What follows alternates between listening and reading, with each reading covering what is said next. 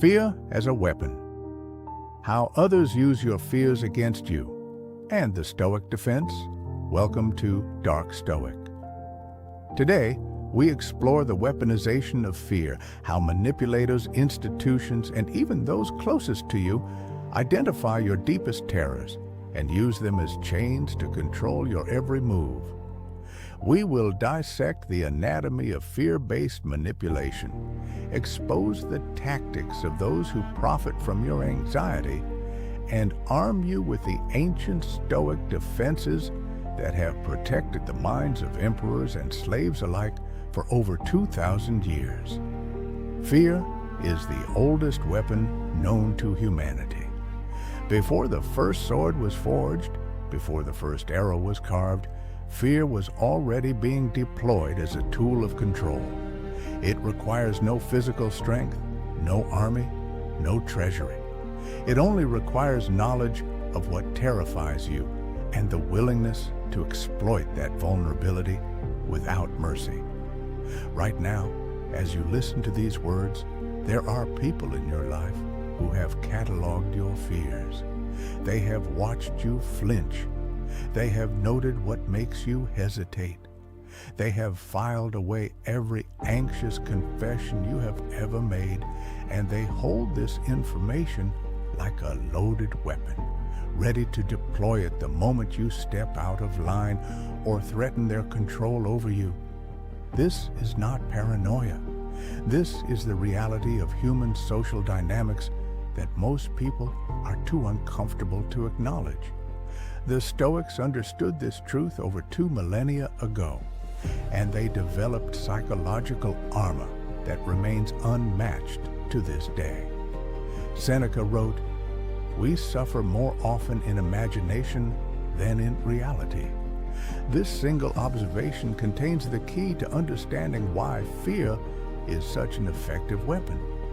Your fears exist primarily in your mind, in the theater of your imagination, where they can be amplified, distorted, and manipulated by anyone who understands how to access that internal space. Let us begin by examining exactly how others weaponize your fears against you. The first method is what we might call fear mapping. Every relationship you enter, whether personal or professional, involves a subtle process of emotional reconnaissance. People are constantly gathering intelligence about what frightens you, what makes you uncomfortable, what keeps you awake at night. Most do this unconsciously, simply as part of understanding who you are. But manipulators do this deliberately and systematically. They listen carefully when you express worry. They observe your reactions to stress. They note which topics make you change the subject, which scenarios make you visibly tense, which possibilities make your voice tighten. Over time, they construct a detailed map of your psychological vulnerabilities, and this map becomes their instrument of control. Consider how this plays out in toxic relationships. A partner learns that you fear abandonment, perhaps because of childhood experiences or past betrayals. This fear becomes their leverage. Every disagreement now carries an implicit threat. Every expression of their displeasure activates your deepest terror. They do not need to explicitly threaten to leave. They simply need to hint at disappointment, at reconsideration, at options, and your fear does the rest of their work for them. Marcus Aurelius recognized this dynamic when he wrote, "How much trouble he avoids who does not look to see what his neighbor says or does or thinks, but only to what he does himself, that it may be just and pure." The emperor understood that our fear of others' judgments and actions creates an opening for manipulation. When we become overly invested in what others might do, we hand them power over our emotional state. The second method of fear weaponization is amplification. Once someone has identified your fears, they work to make those fears larger, more vivid, more immediate in your consciousness. They casually mention worst-case scenarios. They share stories of others who face the very outcome you dread. They ask questions designed to make you visualize your fears in graphic detail. This is a technique used by everyone from abusive partners to advertisers to political operatives. The goal is simple. Keep your fear activated at all times so that you remain in a state of anxiety that is easy to direct and control. A frightened person is a compliant person. A terrified mind cannot think clearly, cannot analyze rationally, cannot resist effectively. Epictetus addressed this directly when he said, "It is not things that disturb us, but our judgments about things."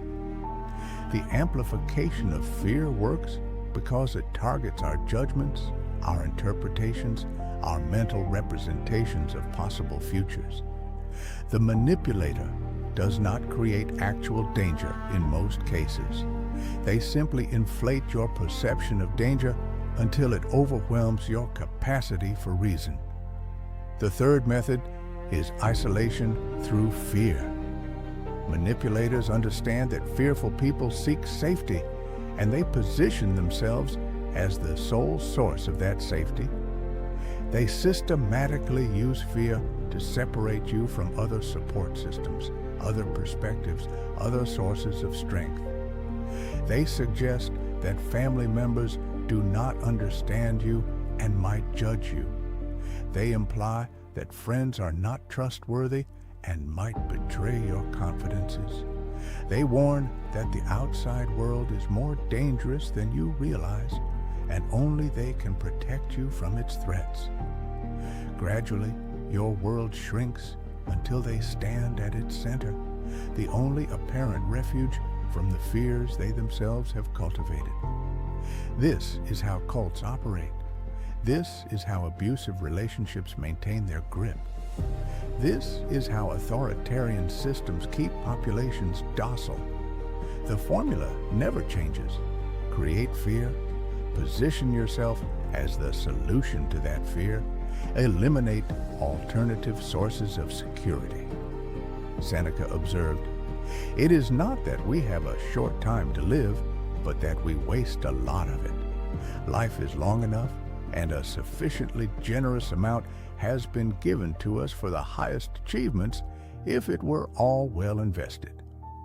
When we allow fear to shrink our world and limit our connections, we are wasting the precious time of our lives on a prison of someone else's construction. The fourth method is intermittent reinforcement of fear. Skilled manipulators do not keep you in a constant state of terror.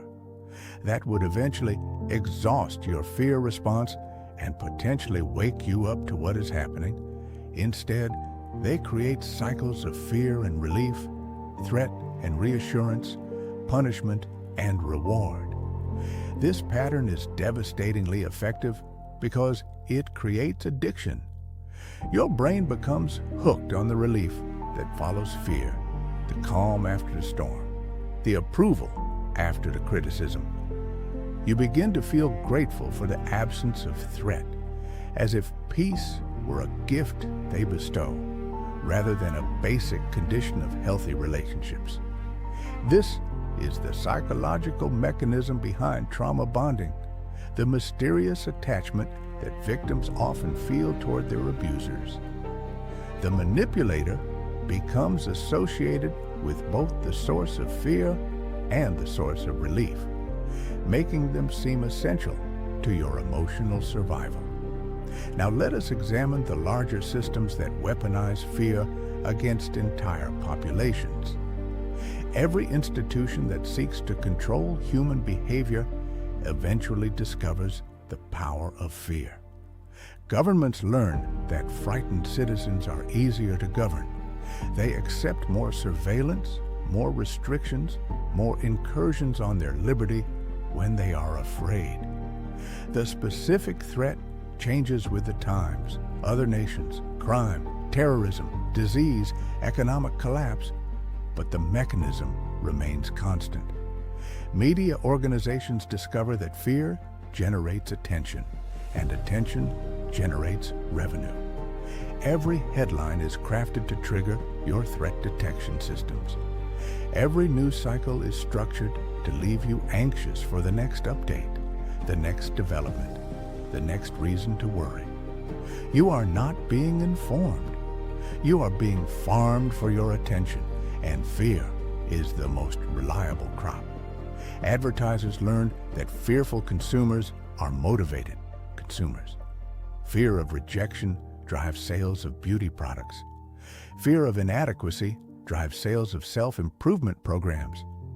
Fear of missing out drives sales of almost everything. You are not being helped to make good decisions. You are being manipulated into purchases that temporarily soothe the fears that advertisements themselves create.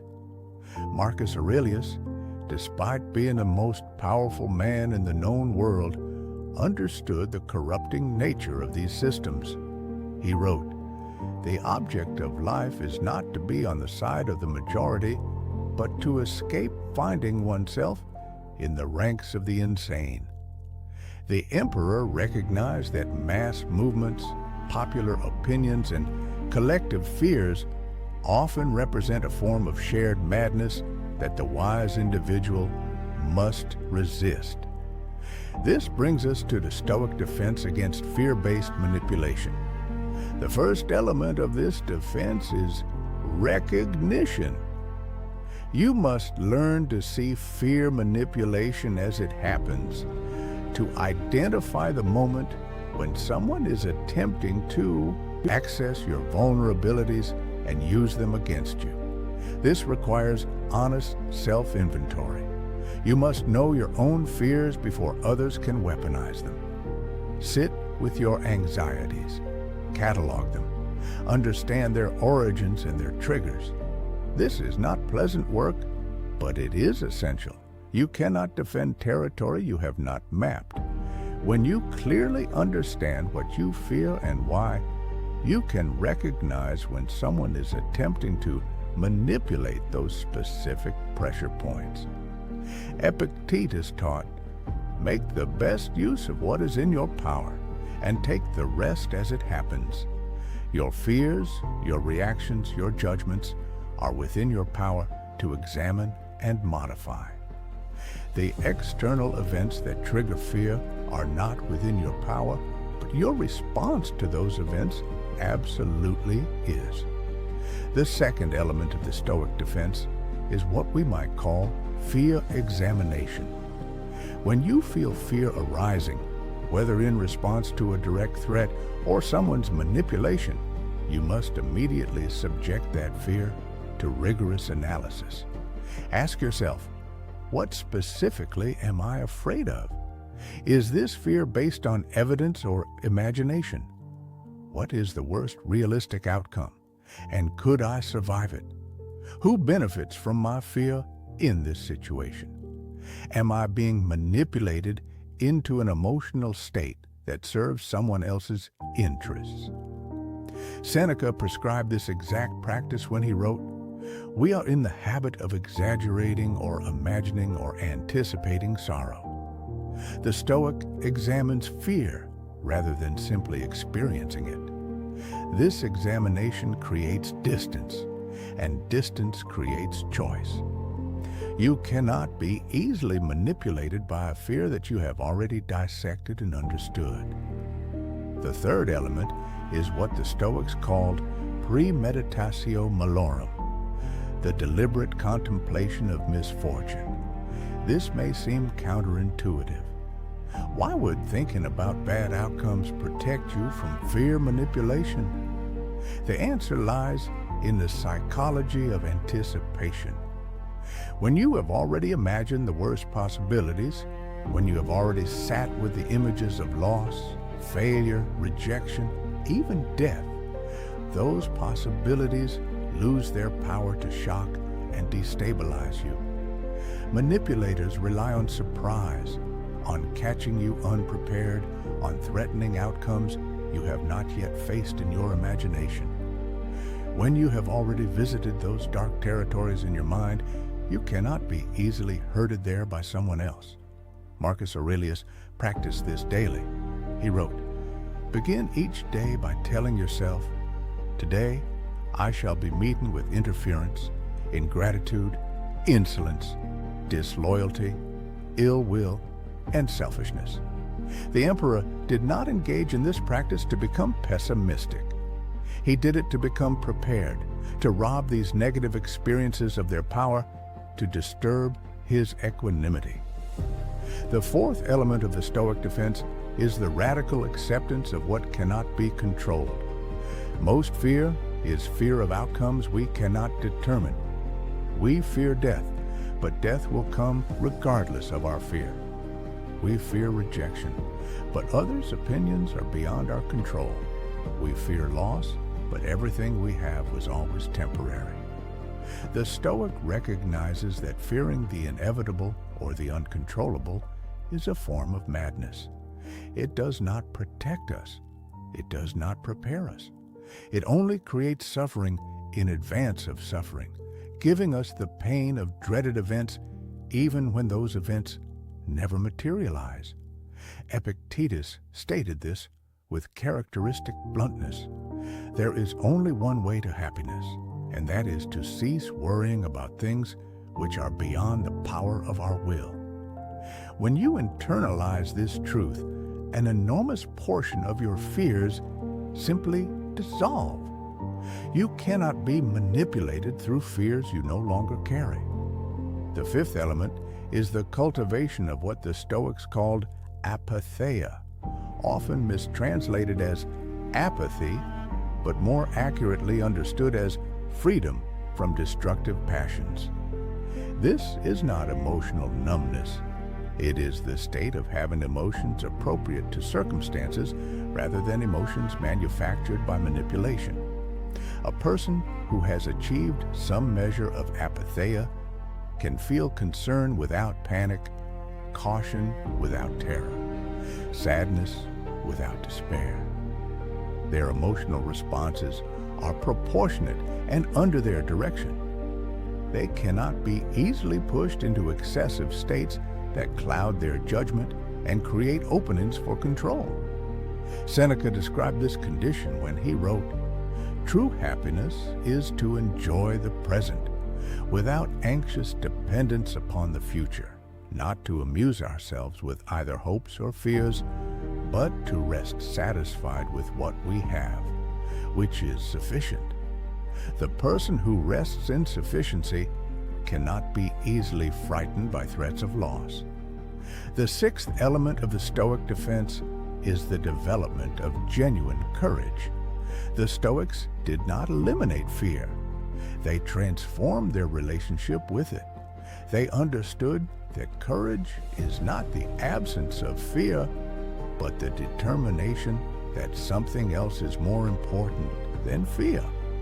When you have clearly identified your values, your purposes, your commitments, you have something worth more than your comfort, something worth more than safety. This hierarchy of values is the foundation of courage. You can feel afraid and still act rightly because your actions are guided by principle rather than emotion. Marcus Aurelius embodied this when he wrote, "Never esteem anything as of advantage to you that will make you break your word or lose your self-respect." The emperor would not be manipulated to betraying his principles regardless of what fears might be activated. His values stood above his anxieties. Now let us discuss specific practical applications of these principles. When you recognize that someone is attempting to manipulate you through fear, whether an individual or an institution, the first response is to slow down. Fear manipulation depends on urgency. You are being rushed to a decision while your threat systems are activated, while your thinking is impaired, while you are most likely to make choices you will later regret. Refuse to be rushed. Insist on time to think, to consult others, to let the emotional intensity fade. The second practical response is to seek information from multiple sources. Fear manipulation thrives in information poverty. When someone controls what you know, they control what you fear. Break their monopoly on your attention. Hear other perspectives. Gather data from sources the manipulator has not filtered. Often you will discover that the threat was exaggerated, the danger was distorted, the urgency was manufactured. The third practical response is to maintain connections that the manipulator cannot influence. This is your insurance against isolation. Keep relationships alive with people who have no stake in your fear, who offer perspectives outside the manipulator's framework, who can serve as reality checks when your judgment is being clouded. The fourth practical response is to physically care for your body.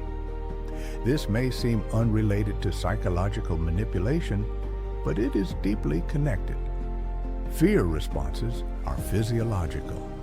Your body's stress systems create the feelings of fear, and an exhausted, poorly nourished, sleep-deprived body is much more reactive to fear triggers.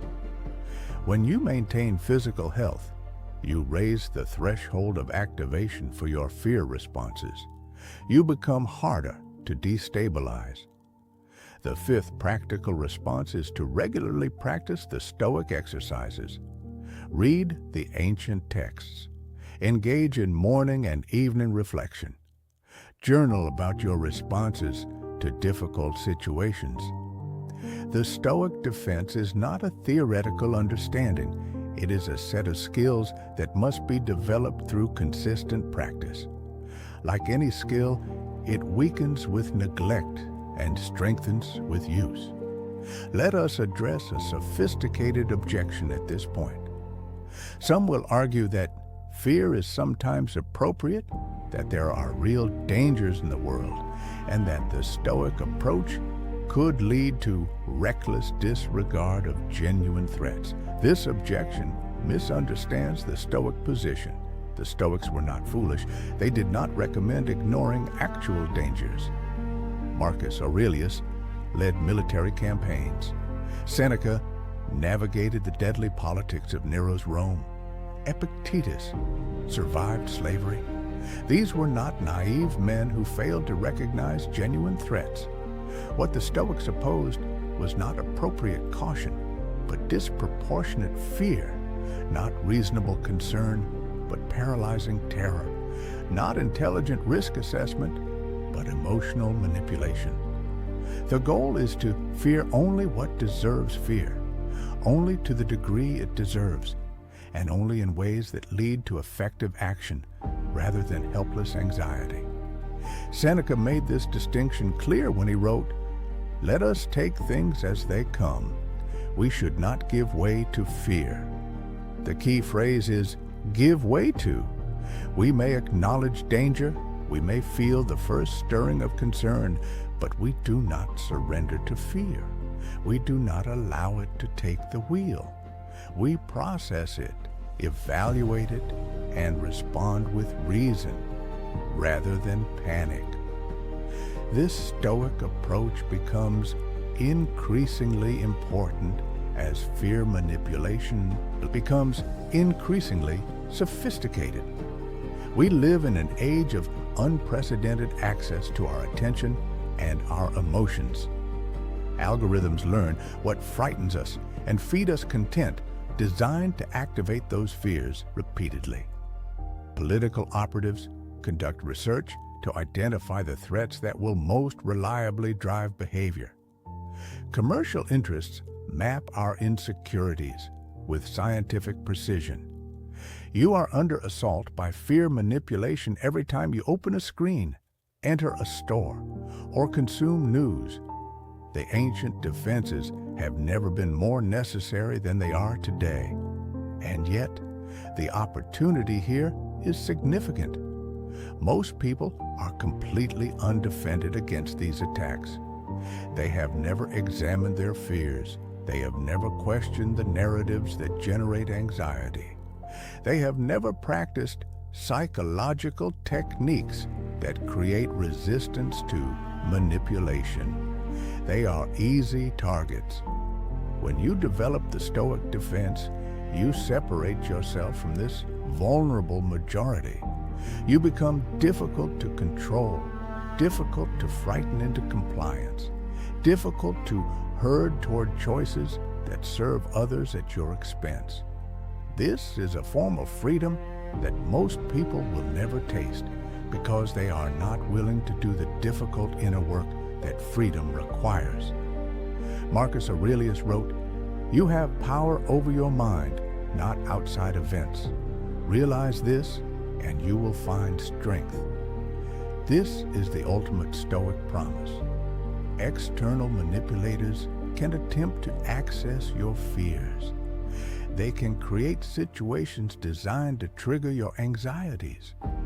They can surround you with messages crafted to keep you in a state of dread, but they cannot enter your mind without your permission. They cannot control your interpretations, your judgments, your responses. Those remain yours. When you fully realize this, when you take possession of the power you have always had but have never claimed, you become sovereign over your own psychological territory. Others may knock at the door, others may shout through the windows, but they enter only if you let them in. The practice of Stoicism is the practice of learning who should be admitted to your inner citadel and who should be kept outside the walls. It is the practice of examining every messenger of fear and demanding to see credentials before accepting the message. It is the practice of ruling your own mind rather than being ruled by whoever has most recently accessed your attention. Epictetus, who spent years as a slave before gaining his freedom, understood the difference between external and internal bondage better than perhaps any philosopher in history. He taught, "No man is free who is not master of himself." This mastery is what we cultivate when we build the Stoic defense against fear manipulation. We cannot control whether others attempt to weaponize our fears. We can absolutely control whether those attempts succeed. The path is not easy. It requires that you face your fears honestly rather than avoiding them. It requires that you accept uncomfortable truths about how you have been manipulated in the past. It requires consistent practice when practice is inconvenient. It requires choosing long-term psychological strength over short-term emotional comfort. But the alternative is to remain a puppet, dancing whenever someone pulls the strings of your fears. The alternative is to spend your life in service to agendas that are not your own, avoiding threats that may not be real, fleeing from shadows that others have cast precisely to make you run. The alternative is to give away the only power that is truly yours, the power over your own mind. The choice is clear. The path is available. The ancient wisdom awaits anyone willing to receive it. That's all for today. Stay dark, stay stoic. See you in the next one.